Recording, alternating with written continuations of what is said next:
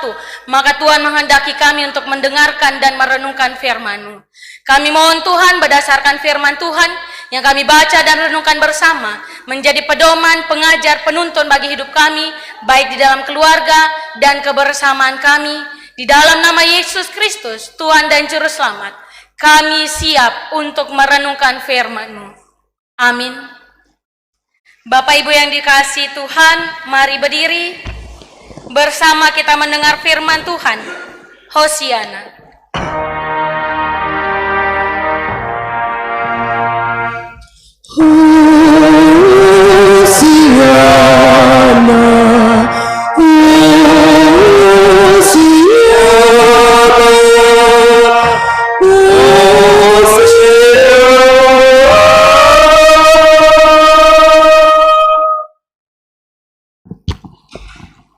Bapak Ibu, saudara-saudari yang terkasih, bacaan Alkitab hari ini dari kitab Yunus pasal yang keempat, dimulai dari ayat yang ke-6 hingga ayat yang ke-11 yang menyatakan, lalu atas penentuan Tuhan Allah, tumbuhlah sebatang pohon jarak melampaui kepala Yunus untuk menaunginya, agar ia terhibur daripada kekesalan hatinya. Yunus sangat bersukacita karena pohon jarak itu. Tetapi keesokan harinya, ketika fajar menyingsing atas penentuan Allah, datanglah seekor ulat yang menggerek pohon jarak itu sehingga layu. Segera sesudah matahari terbit, maka atas penentuan Allah bertiuplah angin timur yang panas terik, sehingga sinar matahari menyakiti kepala Yunus. Lalu rebahlah ia lesu dan berharap supaya mati. Katanya, lebih baiklah aku mati daripada hidup. Tetapi berfirmanlah Allah kepada Yunus, layakkah engkau marah karena pohon jarak itu? Jawabnya, selayaknya lah aku marah sampai mati. Lalu Allah berfirman, engkau sayang kepada pohon jarak itu, yang untuknya sedikit pun engkau tidak berjerih payah, dan yang tidak engkau tumbuhkan, yang tumbuh dalam satu malam, dan binasa dalam satu malam pula. Bagaimana tidak aku akan sayang kepada Niniwe, kota yang besar itu, yang berpenduduk lebih dari 120.000 orang, yang semuanya tak tahu membedakan tangan kanan dari tangan kiri dengan ternaknya yang banyak. Demikian pembacaan Alkitab. Hendaklah firman-Nya diam dengan segala kekayaannya di antara kamu, dan ucaplah syukur kepada Allah.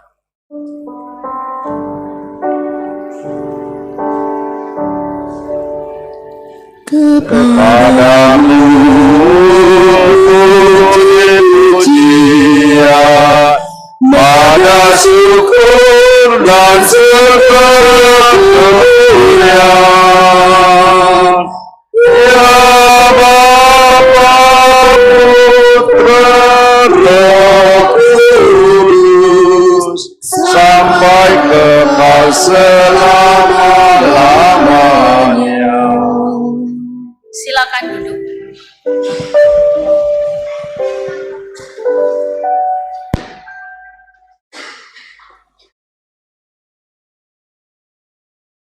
Shalom dan selamat pagi Bapak Ibu yang dikasihi Tuhan. Bolehkah saya melihat senyuman termanisnya di pagi hari ini Bapak Ibu? Terima kasih atas senyuman termanisnya yang merupakan lambang ucapan syukur kita. Kenapa kita bersyukur Ibu Pendeta? Karena tidak semua orang bisa berada di posisi Bapak Ibu, duduk di bangku gereja saat ini, bahkan juga hadir dengan keluarga. Karena banyak orang di luar sana mungkin dari malam sudah persiapkan diri untuk ibadah tapi tidak bangun lagi. Banyak orang di luar sana mempersiapkan ibadah, tapi ternyata tidak sampai di dalam gedung gereja. Mempersiapkan untuk ibadah, ternyata tidak bangun pagi dan sebagainya. Tapi kita masih boleh hadir dalam ibadah saat ini. Kita patut bersyukur dengan senyuman termanis kita. Karena kita masih boleh dilayakkan Tuhan untuk merenungkan firman Tuhan kembali. Dan juga Bapak Ibu, kenapa kita bersyukur? Karena tidak semua orang bisa masuk di dalam peristiwa minggu pertama. Kalau saya sebutnya minggu pertama, walaupun Bapak Ibu di dalam kalender gerejawi kita ini adalah minggu ke-6 Prapaskah. Tapi mau menyebutkan ini pertama kalinya minggu kita masuk dalam Prapaskah yang diawali Rabu Abu kemarin, ya kan? Ingatlah bahwa engkau adalah debu dan akan kembali menjadi debu. Jadi itu memperingati masa Prapaskah pertama. Yang mau menunjukkan adalah kita orang-orang beruntung masuk dalam masa Prapaskah pertama. Tidak semua orang bisa masuk dalam masa ini karena yang menentukan adalah Sang Pencipta. Nah, Bapak Ibu yang dikasihi Tuhan, maka pada masa Prapaskah saat ini firman Tuhan terpilih dalam Yunus 4 ayat 6 sampai ayat yang ke-11. Ketika membuat khotbah ini ada dua pertanyaan di pikiran saya Bapak Ibu. Yang pertama adalah saya bertanya, kenapa Yunus marah kepada Tuhan? Dan kenapa Yunus mau menolak panggilan Tuhan? Kenapa dia menolak dan marah kepada Tuhan? Walaupun dia sudah menolak, dia datang lagi ke Niniwe, lalu dia marah lagi ke Tuhan ketika peristiwa Niniwe ini sudah selesai. Kenapa dia marah? Itu yang pertama saya bertanya. Yang kedua, kenapa ya Tuhan menumbuhkan pohon jarak dalam waktu singkat saja, yaitu dalam waktu semalam? Kenapa bisa? Nah, Bapak Ibu, untuk pertanyaan yang pertama, kenapa Yunus marah? Mari kita cari tahu bersama di dalam pembacaan kita. Yang pertama, Bapak Ibu, kita lihat di ayatnya yang pertama, di pasal keempat dikatakan begini. Pasal keempat ayat pertama. Tetapi hal itu sangat mengesalkan hati Yunus, lalu marahlah ia. Nah, itu yang membuat saya bertanya, kenapa dia marah?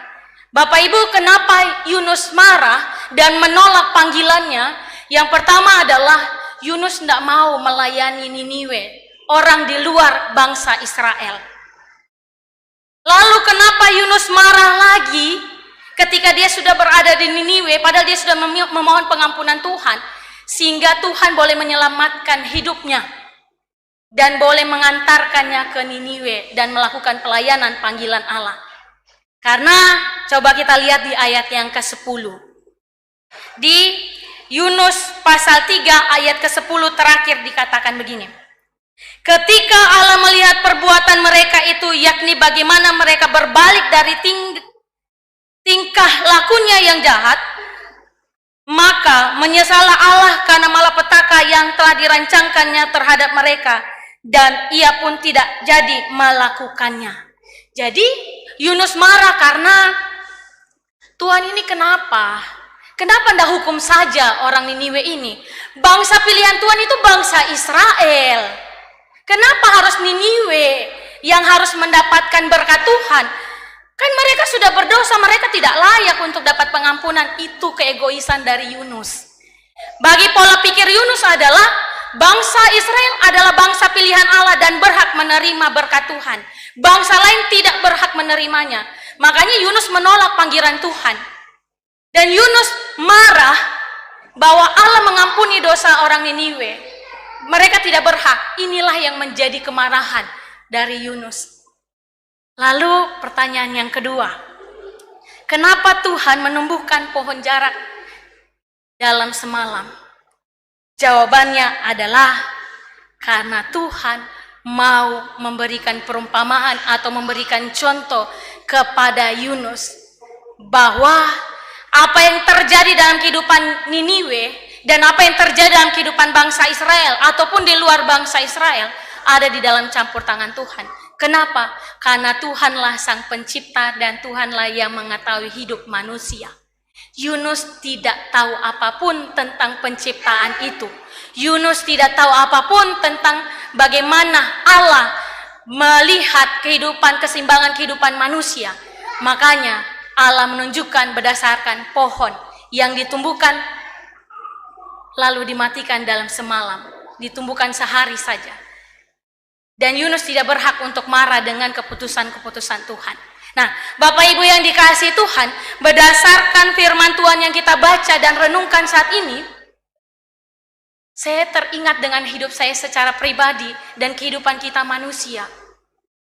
Kenapa? Karena kita hampir sama seperti Yunus. Kita sering mengomeli segala sesuatu, marahkan segala sesuatu. Kadang-kala kita mengambil tindakan untuk menghukum.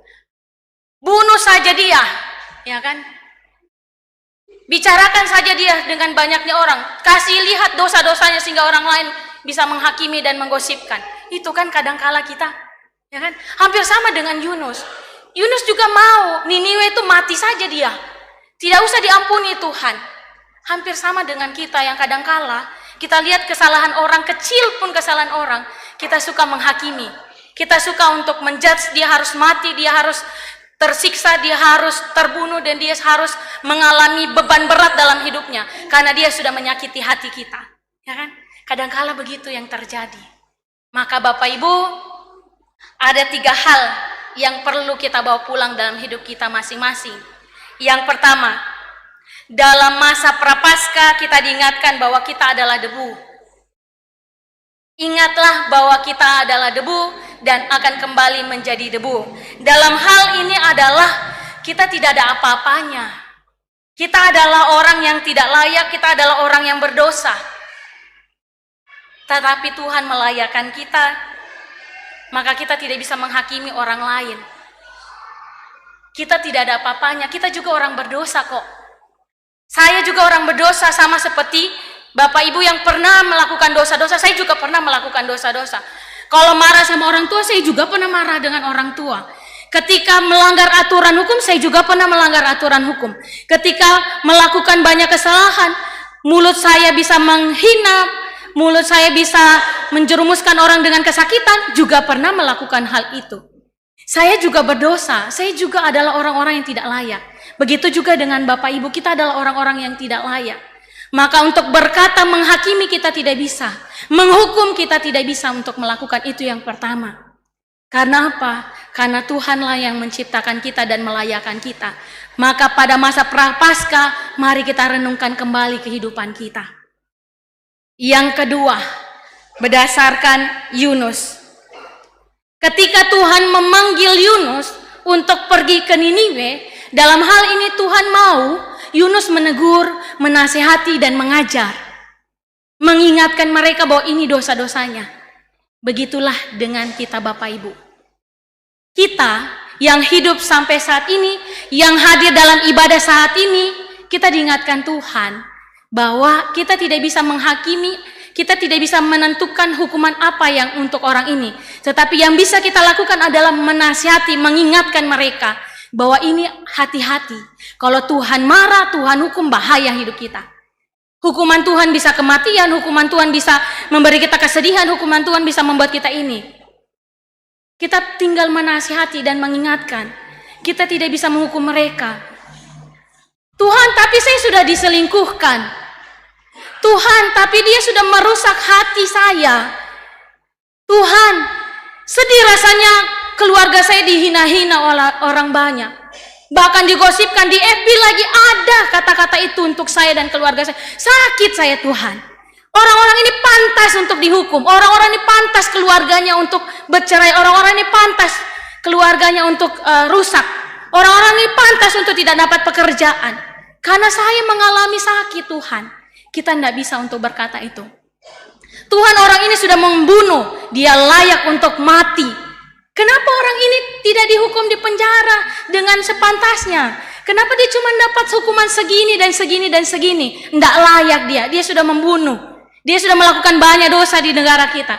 Bapak Ibu, kita tidak bisa punya hak untuk menyatakan orang ini mati. Orang ini tidak harus punya pekerjaan. Orang ini tidak harus mendapatkan hal-hal yang buruk di dalam hidupnya. Tetapi karena kita tahu orang ini melakukan kesalahan, maka sepantasnya Bapak Ibu menegur dan menasehatinya bahwa Tuhan Yesus berkata tidak boleh seperti ini. Mengambil pasangan orang lain tidak boleh. Menuduh orang lain dengan gosip itu tidak boleh. Jangan masukkanlah status FB untuk kesalahan-kesalahan orang ini. Tidak bagus itu. Kan bagus kayak gitu Bapak Ibu. Itulah yang sebenarnya Tuhan mau kepada Yunus. Ingatkan bahwa ini dosamu, ini dan itu. Lalu apa yang terjadi? Pemulihan terjadi dalam hati. Sehingga Tuhan mengampuni dan memberi yang terbaik. Ini yang terjadi kepada orang-orang Niniwe, pengampunan.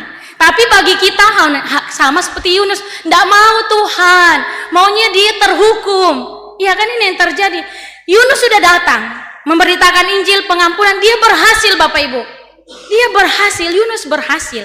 Makanya di ayat ke-10 perubahan terjadi. Dan Tuhan mengampuni. Tapi Yunus tidak mau walaupun dia berhasil.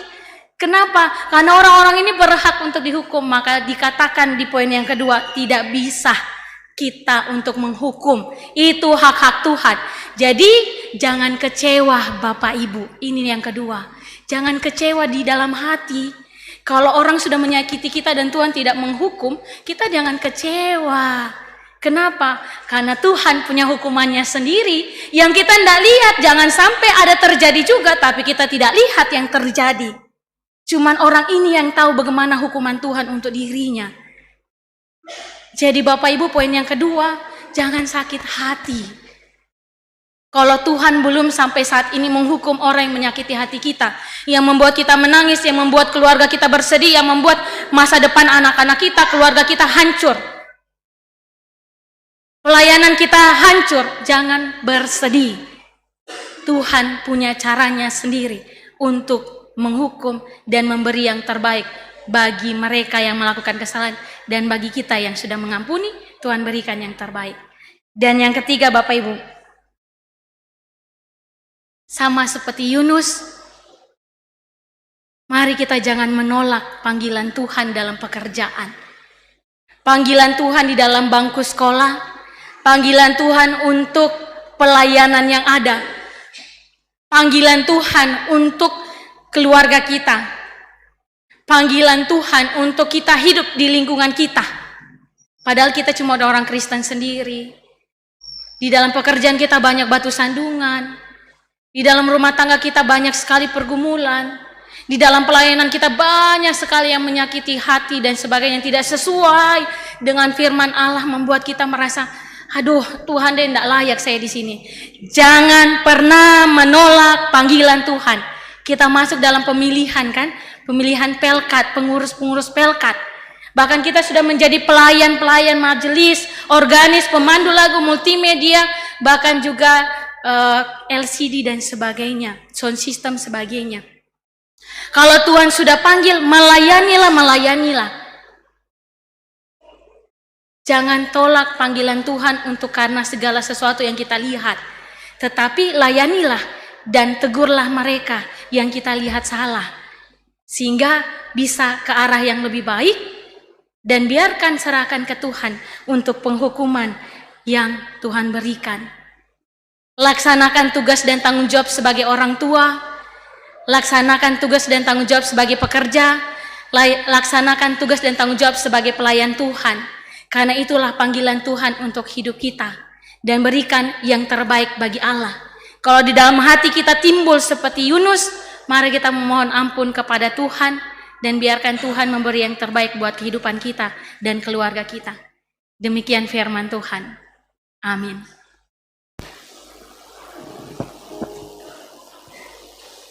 Bapak Ibu, kita merespon firman Tuhan dengan Gita Bakti 280 bait 1 dan 3.